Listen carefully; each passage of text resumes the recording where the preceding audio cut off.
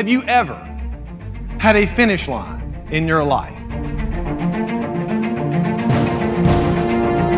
Something you wanted so bad, something you would persevere over anything, overcome anything.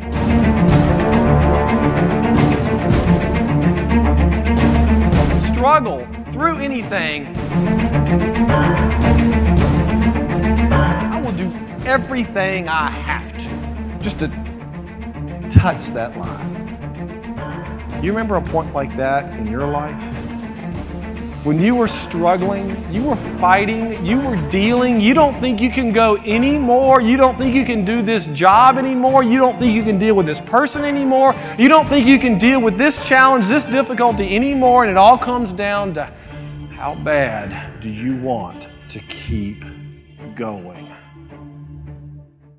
And you're pounding through the surf, and after you get through the surf, you go to where you think you've got a little bit of open water, and you got to take a breath. And boom, someone will punch you in the face and knock you underwater, and you'll come up out of the water, and you go over here and hope you get a little bit of open water. Boom, someone else will kick you in the head and knock you underwater, and someone will grab your shoulder and grab your leg and push you down. You're grabbing them, you're pushing them, and you just want to say, will you stop hitting me? And then you think, you know, no one told me it was going to be like this. Your first couple of weeks on a job, a new position, new challenges. Maybe it was in school, a new grade, your kids. No one told me the 11th grade was going to be like this, or a relationship. No one told me it was going to be this hard. And it's a real shame because there's always, I'm told, one or two people in the Ironman who at that point, who will quit and panic and give up in the first 300 meters of a 140-mile race that they could do if they would just keep going. Don't be that person. Put your goggles back on your face. It happens to all of us, thinking, I wasn't prepared for this. I didn't know it was going to be this hard. But you can do it if you just keep going. I'm an Ironman triathlete 14 times, 3 years on the U.S. National Team USA. I'm a husband, I'm a father, I've been an attorney for over 20 years, and I'm a professional speaker. When I'm speaking to an audience, I'm seeing the eyes in that room, and they're staring up at me, and I can see behind all of those eyes in that room a lot of different dreams, a lot of different fears, a lot of different challenges, and a lot of different obstacles. And my goal, my job, but it's really my privilege, is to have each person in that room to leave there feeling motivated, feeling powerful, feeling like, okay, I can overcome what I'm facing.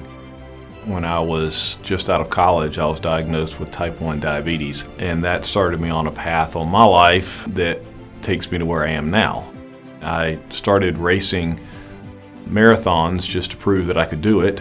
When I was racing Ironman triathlons, I didn't come out of the hospital and decide I was going to race Ironman triathlons. I decided that I wanted to race a marathon. You know, it seemed like the hardest thing in the world to do was run a marathon.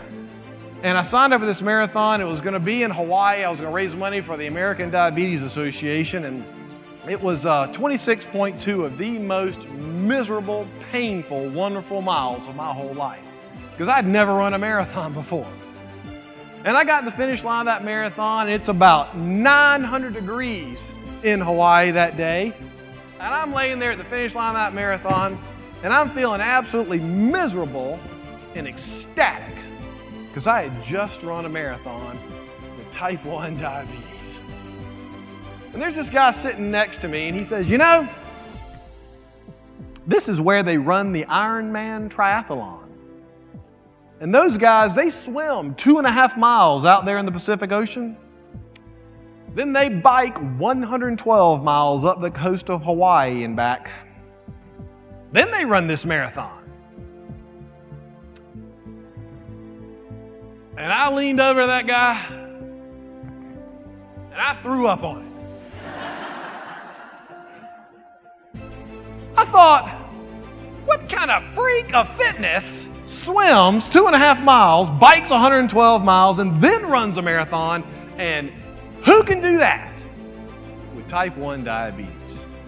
We all work for moments, and that feeling that you see and you feel when you achieve it, and that's really what you're working for. And so if you can keep that finish line vision in your mind, that'll power you forever. Because each one of you has a finish line, and I hope you're thinking about it right now. And I know that this company, this health system, and I've been talking to Mike and others here about the vision of what you want this health system to be. But individually, I want you to be thinking about you, because you all make up what this health system will be. How do you do it? 3 things, and I encourage you to write these things down that you need to do in order to reach your finish line vision. Make the bad thing, the challenge, the difficulty in your life that has happened or does happen, make it the best thing that ever happened to you. Don't be afraid to fail, and set goals with failure potential. And earn your finish line when no one is watching you. On behalf of the 12,000 people that you lead, and the hundreds of thousands of people in this community who are looking to you, I thank you. And I thank you for giving me this opportunity to speak to you today. Thank you very much for what you do.